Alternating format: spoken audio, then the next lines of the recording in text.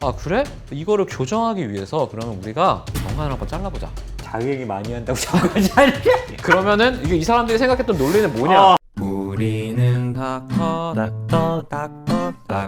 프렌즈. 안녕하세요, 닥터 프렌즈입니다. 네, 오늘도 그 감사하고 기괴한 의학의 역사. 감사하고 기괴한 특이한 수식어가 붙게 됐네요. 지금 막 책으로 만들어 달라고 난리예요. 이거 뭐. 그러니까요. 네. 근데 사실 저도 책을 이렇게 여러 권 보고 만드는 거라서 어. 쉽진 않을 것 같아. 대신 소설을 쓰고 있습니다. 약간 서프라이즈 같이 이거를 재현하는 아, 그거 우리 알아? 콘텐츠로 만들어. 우리가 방송하고 우리 거 서프라이즈에서 나온 거 알아? 그 장갑의 역사? 진짜로? 우리 하고 나서 나왔어 서프라이즈. 진짜? 왠지 우리 걸 참고한 느낌? 어? 왜냐면 이거 보고 계실 것 같아. 감사합니다. 하여튼 오늘은 뭐예요? 하여튼 오늘은 정관 수술의 역사. 아 듣기만 해도 무섭다. 제가 이제 피임의 역사를 준비하다가 얘는 따로 해야겠다. 정관 수술이 근데 모르는 분들도 있어서 한번. 정관 수술이라고 하면 뭐죠? 설명을 한번 그러니까 해주시죠. 소변이 나가는 길이랑 정액이 나가는 길은 달라야 되잖아요. 그쵸. 이제 그 중에 이제 고안에서 요도까지 정액이 이제 올라가는 그 길. 그 길 중에 이제 생산된 정자가 이렇게 섞이는 고기를 이제 지금은 절제를 하고 있죠. 그렇죠. 낙중이는 이제 저는 개인적으로 둘째를 낳고 군대에서 정관 수술을 네. 받았죠. 예. 네. 그러니까 더 이상 아이를 갖지 않으려고. 당시 자료 화면도 있습니다. 정관이 잘린다. 자 이렇게 기다리는. 근데 이게 또 역사가 그렇게 오래됐을까 이게 싶기도 한데. 생각해봐요. 지금은 피임술로 우리가 이거를 알고 있잖아. 그치. 이 역사를 되짚어 올라가다 보면은 아주 놀라운 사실이 하나 나와요. 최초의 정관에 대한 기록이 언제 나올까? 정관이라는 걸 해부학적으로 인류가 이게 정관이라는 게 있어라는 걸 인지한 게 얼마나 좀 됐을까? 근대가 엄청 최근일 것 같은데. 폐부도 할 줄 알아야 되고 거기로 정액이 나오는 이게 줄 알아야 되니까. 진짜 놀라워. 사람들이 진짜 대단한 것 같아. 기원전 300년 전으로 거슬러 올라가. 그때 어떻게 알았대? 그러니까 이게 다른 데 해부는 잘 몰라도 여기는 관심이 지대했던 거지. 다른 쪽 해부는 개판이야. 그때 당시에 해부를 보면 이게 해부인지 상상도인지 알 수 없거든? 그러니까. 근데 여기에 대해서는 어떻게 정확하냐면 고환, 부고환, 정관, 정낭 그리고 안으로 들어가는 동맥과 정맥에 대해서 최초의 설명이 이때 이미 기록돼 있어. 기원전 300년. 그때 막 사채액설 막 나오던 때인데. 그럼 그거랑 똑같을 때 이걸 이미 알고 있었던 거야. 와 대단하다. 대단하지. 근데 어. 이 한참 전에도 고환의 어떤 부위인지는 모르겠지만 이 고환이 남자의 생식 기능과 연관이 되어 있다라는 건 알고 있었어. 이미? 한참 전에. 관심이 진짜 많았네. 어떻게 알았을까? 인류의 역사, 전쟁의 역사잖아. 내 친구 창윤이가 있단 말이야. 원래 건강해. 막 털도 부숭부숭 나 있고 애가 건장했어. 근데 우리가 윗마을이랑 이제 싸움이 붙었는데 맞아가지고 여기가 없어진 거야. 잘렸어. 그러고 나더니 애가 털도 빠지고 비리비리해지더니 결혼했는데 애가 안 생겨. 근데 이게 꼭 그런 애들이 애를 안 생겨. 그러니까 이게 뭔가 고환이 생식기관과 연관이 있겠구나. 그쪽 손상을 받으면 생식 기능이 사라지는구나. 이걸 알아서 그걸 알 수 그치. 있구나. 그래서 그거를 실제로 임상으로 도입한 게 언제일까? 내시라는 걸 알죠. 그러니까. 내시. 최초의 내시에 대한 기록이 언제일까? 중국 이런 거 아닐까? 중국? 아니야. 기원전 21세기. 진짜로? 기원전 21세기 수메르에서 고환을 인위적으로 제거한 환관이 존재했다는 기록이 있어. 수메르가 그 메소포타미아 그쪽 맞아. 아니에요? 최초의 4대 문명 중에 하나인 메소포타미아에 이미 있었어요. 사실 어떻게 보면 아주 거친 단계의 정관 수술이라고 할 수 있지. 이 사람이 꾀하고 싶었던 거는 얘 생식 기능을 제거하고 싶었던 거잖아, 사실은. 왜냐면 왕이 자기의 후궁이나 이런 그치 건들면 안 되니까. 보호하기 위해서 한 거니까. 응. 근데 이제 그거를 정확하게 어떻게 하는지 모르니까 그냥 다 제거한 건데. 진짜 끔찍하다. 그래서 사실 정관 수술은 대창 한 4,000년 정도의 역사를 가지고 있는 와. 개두술과 더불어서 와. 되게 오래된 수술이라고 진짜 그러네. 볼 수가 있어. 근데 저 좀 궁금한 게 그렇게 수술을 하면 감염의 우려라던가 이런 게 괜찮나? 그때 당시의 기록들을 보면은 근데 이거는 21세기경의 기록은 아니에요. 중국의 기록을 보면은 절반 정도가 죽었다고 해요.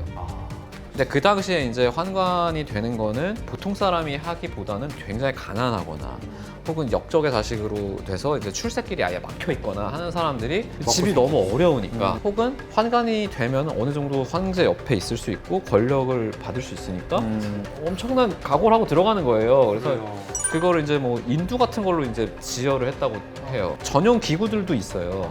근데 이제 뭐 그런 것들은 나라마다 다르고 하여튼 제대로 된 해부학적인 지식을 가지고 수술을 한 거는 언제쯤일까? 아, 이것도 생각보다 이런 거 아니야? 이거 한 기원 후 3세기?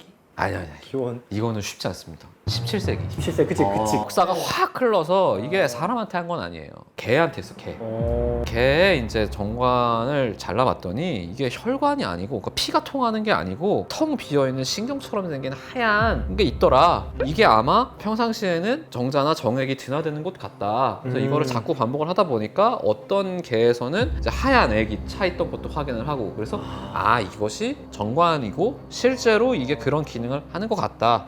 라고 이제 생각을 했어요. 근데 이거를 사람한테 하는 거는 당시에는 금기야. 왜냐면 중세 유럽에서 피임은 일종의 범죄였어요. 그때 당시에는 혼자 이 자위행위도 범죄야. 처벌을 받았어요. 왜냐면 종교적으로 남녀 간의 교합은 되게 신성한 것이고 항상 아이를 생산하는 게 이루어져야 되는 것인데 그거를 피하려고 수술까지 해? 이거는 2단 중에 2단이지. 이걸 만약에 시술을 한다 그러면은 뭐 의사도 죽고 받은 사람도 죽고 약간 악마의 수술을 받았네. 약간 악마의 시술 같은 거지. 악마의 수술을 그 당시에는 받았네. 그랬을 거야. 어. 근데 이게 이제 실제로 이제 사람한테 적용된 거는 이제 19세기 1857년 그러네 이제 중세를 지나서 중세를 정말 지나서 근대가- 이제 르네상스도 한참 지났고 이제 근대가 산업혁명이 이루어진 시기죠. 근데 프랑스의 저명한 비뇨기과 의사 루이 오기스트 메르시에 이 사람이 대단한 것 같아요. 그때 정관 수술은 근데 지금하고는 좀 목적이 달랐습니다. 왜였지? 지금은 더 이상 아이를 생산하지 않기 위해서 하는 그렇죠. 거죠? 지금은 되게 피임 목적. 정밀하게 해서 딱 정자의 생산만 막아주는 거예요. 근데 이 당시에는 전립선 비대증이 생기면 소변을 못 보잖아. 너무 불편하잖아. 그치. 그래서 이 당시에 정관 수술은 말은 정관 수술인데 사실상 거세나 다름이 없어. 안에 고환은 남아 있지만 이 기능을 상실하게 만드는 거야. 그래서 이제 남성 호르몬이 안 나오니까 전립선 비대증이 당연히 좋아지거나 최소한 더 심해지지 않는 거야. 고환 전체를 제거하는 건 너무 이제 보기도 안 좋고 받는 사람도 너무 끔찍하고 하니까 좀 더 정밀하게 해서 호르몬의 그 분비를 없앴던 거지. 이때가 몇 년도예요? 1857년입니다. 마친 최초로 에테르말추가 1850년 정도에 됐기 그러니까. 때문에 마취는 있었어요. 다행이긴 하다. 그나마. 아니 생각해봐. 전립선 비대증이 불편 증상이 소변인데 그거를 마취도 없이 그냥 자른다고? 그래서 그걸 한다고 환자가 동의 안 되지 그거는. 끔찍하다 진짜. 그래서 이게 이제 배뇨 증상이 개선이 되었다라는 보고가 있습니다. 근데 물론 뭐 더 많이 시행된 거는 전립선 절제술인데 이거는 진짜 용기가 안 나. 왜냐면 개방형이에요. 개방용 열어서 하는 거예요. 전립선을 째기 위해서 배를 열고 들어가서 잘라요. 그래서 이제 그것 때문에 루이 오기스테 메르시에라는 사람이 이걸 만들었고 다른 대안으로 존재했지만 이걸 하면 이제 남성성이 사라지니까 나는 죽을 때 죽더라도 전립선 직접 제거하겠다라는 파와 너무 무서우니까 이렇게 하겠다라는 파가 이제 양쪽으로 나눠서 이렇게 가다가 어떤 사람이 똑하다 이런 생각을 했는지 모르겠는데 정관 자체만을 결찰하게 되면 해춘이 가능해진다. 정액이 배출이 안 되니까 이런 생각을 하는 거야. 남성 호르몬이 나오는데 얘가 정자를 만드는 데 힘을 쓰지 않고 오로지 우리의 정력을 강화시키는 데만 힘을 쓰게 되면은 뭔가 회춘이 될 것 같은 거야. 약간 뭐 또 일리가 있어. 일리가 있어 당시에는. 보이잖아. 이 당시에 이게 이제 1920년 오이겐 스타이나흐라는 오스트리아의 의학자가 그때 당시 이제 호르몬이 나왔으니까 호르몬이 그런 거를 알면서 이 성 호르몬이 줄면서 힘이 주는 거다. 이런 거를 이제 알게 됐어요. 그때 이제 미국에서는 방사능으로 이제 이거를 해결하려고 했던 그 시대야. 이 사람은 근데 이제 그거보다 좀 더 덜 파괴적인 꿈과 희망과 도전과 진짜 파멸이 가득했던 20세기 초인데 이 사람이 진짜 이제 혼돈의 이거를 묶으면은 정자의 생산이 안 되는 거니까 힘을 다른 데 쓰면서 정력과 성욕이 회복될 거다라는 주장을 피게 되고 정말 이상한 거는 이 사람이 그 수술을 하고 나서 실제로 이게 플라시보였겠지만 좀 좋아진 것 같아요. 이런 보고가 계속 나오는 거야. 오스트리아 빈에서 사실 이게 정력과 관련된 거는 플라시보가 굉장히 센데 엄청 강하잖아. 이게 이 정도 수술까지 받았다? 그러면은 정력을 위해서? 믿을 수밖에 없지. 어쨌든 인베이시브한 침습적인 뭔가를 했을 때 이미 나는 했잖아. 그러면 그 플라세보 암시 효과는 진짜 클 수 있죠. 엄청 크지. 그래서 그 결과로 1920년에만 비엔에서 100명이 넘는 남성 과학자, 의사, 교수 이런 좀 돈 있고 배운 사람들이 회춘 수술이라고 이름을 명명된 이 정관을 절제하는 수술을 받았어요. 그래서 이게 이제 스타이나우 박사가 자신감이 붙어가지고 이걸 스타이나우 회춘 수술이라고 부르자라고 해서 그게 한때 유럽에서 굉장히 유행을 했는데 노벨상 당연히 안 받나 봐요. 노벨상은 안 받았어요. 이걸로 노벨상 받으면 좀 그렇지. 전두엽으로도 받았는데 전적으로 받았는데 사실 이걸로도 받을 수 있었는데 사실 정관 수술을 한다고 정액이 안 만들어지는 건 아닌 있는데. 그치. 근데 정자를 안 만든다 이런 걸로 이제 뭐 된 거지. 근데 이거는 되게 귀여운 사례고 좀 끔찍했던 사례가 있어요. 이제 이건 미국입니다. 닥터 해리 샤프 이 사람이 해리 1899년에 인디아나 개혁학교, 그러니까 이게 사실상 소년원 같은 것이에요. 여기에 재소 중인 19세 수감자가 주변에서 막 이렇게 불만이 많이 나왔어. 제가 너무 자유행위를 많이 하는 것 같다. 근데 좀 문제가 있는 것 같아요. 라고 하니까 그래? 이거를 교정하기 위해서 그러면 우리가 정관을 한번 잘라보자. 자유행위 많이 한다고 자꾸 잘려. 그러면은 이게 이 사람들이 생각했던 논리는 뭐냐? 정자의 생산을 막으면 정액이 어떤 식으로든 줄어들 것 같고 그러면 뭔가 이 사람이 이런 욕구가 좀 줄지 않을까? 이런 생각을 하게 된 거예요. 가능할 수 있을 것 같아요. 그래서 잘랐어. 그랬더니 그래놓고선 이 사람이 보고를 합니다. 내가 잘랐더니 얘가 성격도 좋아지고 자유행위도 안 하게 되고 머리도 좋아진 것 같아 라는 보고를 합니다. 이게 개소리인데 이게 보고되고 나서 일부 이제 재소자들 대상으로 이게 시행이 돼요. 근데 이거는 아무것도 아니야. 사실 초기 정관 수술의 주요 목적은 다른 데 있어요. 이때 유행했던 학풍 중에 하나가 뭐가 있었지? 이때 되게 끔찍한 이론이 하나 유행을 했었어. 어디? 유생학.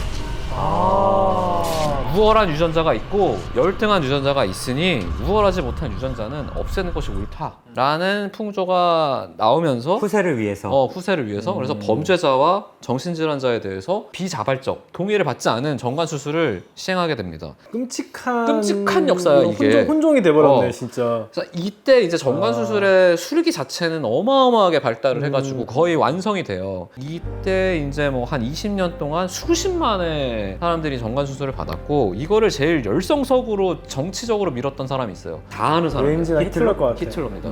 히틀러가 이거를 제일 열심히 추진을 했었지. 유태인 상대로 했겠구나. 유태인, 집시, 걔네가 말하는 아리아인이 아닌 사람들, 또 이제 뭐 장애가 있는 사람들 대상으로 계속 수술을 하다가 이 어두운 시기가 이제 지나가죠. 그래서 지금의 이제 정관 수술은 자발적 불임술이라는 말과 동의어가 됐는데 이게 더 유행을 하게 된 거는 사실 이럴 수 있잖아. 내가 지금은 애 더 낳기가 힘들어. 그래서 묶었어. 아니 잘랐어. 근데 사람이 마음이라는 게 바뀔 수 있잖아? 한 2년 지났는데 약간 후회가 돼. 나 애 너무 갖고 싶은데? 이럴 수 있잖아? 이게 1938년에 최초로 리버스, 즉 정관 수술을 되돌리는 수술이 성공합니다. 보건술이 성공을 해. 근데 이거는 몇 년 안 됐던 때야. 근데 1945년에는 5년이나 건강한 사람한테 했고 실제로 가능하다는 것이 이제 입증이 됐어요. 그래서 그때부터 인기가 폭발을 해. 왜냐면 사람들이 이거 했는데 돌아갈 수 있어? 그러면서 막 점점 이렇게 하다가 1960년에 연구가 하나 더 나와요. 어떤 보고가 나오냐면은 수술받은 50명을 대상으로 조사를 해요. 시술 선물 조사를 하는데 5명은 성욕이 감퇴했다고 말했습니다. 근데 9명은 성욕이 증가했다고 말했어요. 더 많지, 증가한 사람이. 그리고 4명은 성관계를 덜 갖게 되었다고 했는데 8명은 훨씬 더 많이 갖게 됐다고 했어. 그것도 지금 막 정력과 뭔가 또 사람들이 훨씬이라는 게 중요해. 이것 봐라. 그래가지고 이게 이제 미친 듯한 속도로 퍼지거든요. 그래서 이때 이제 처음에는 사타구니 절개, 그러니까 되게 절개가 컸어요. 이 밑으로 이렇게 째고 들어갔단 말이야. 그러다가 이제 직접 정관을 잡아서 그 근처 절제술 2번 하는 걸로 했다가 한 번 절제했다가 이제는 무절제술로 또 시행을 하는데 무절제로 어떻게 정관을 메스를 안 쓰고 수술을 합니다. 바늘만으로 할 수 있는 수술이 있어요. 요새는 그렇게 해요. 초음파 보면서 정관이다 놓는 이렇게 거야? 해가지고 탁 하면은 그 안에 있는 기구가 그냥 안으로 툭 그렇게 할 수 있어요. 정관 수술이라는 게 이렇게 4,000년 된 수술이고 이러한 역사를 통해서 발전해 왔다. 약간 중간에 좀 슬픈 역사가 있네요. 슬프다기보다 끔찍했던 역사가 있죠. 끔찍한 이 역사가 목적 자체가 술기라기보다는 그런 역사가 있었습니다. 사실 너무 많아요. 피임의 역사 하나만 해도 많더라고. 그래서 이거 하나 그냥 떼서 한 거거든요. 여러 가지 역사가 있기 때문에 오늘 또 계속해서 준비해 보도록 하겠습니다. 감사합니다. 감사합니다.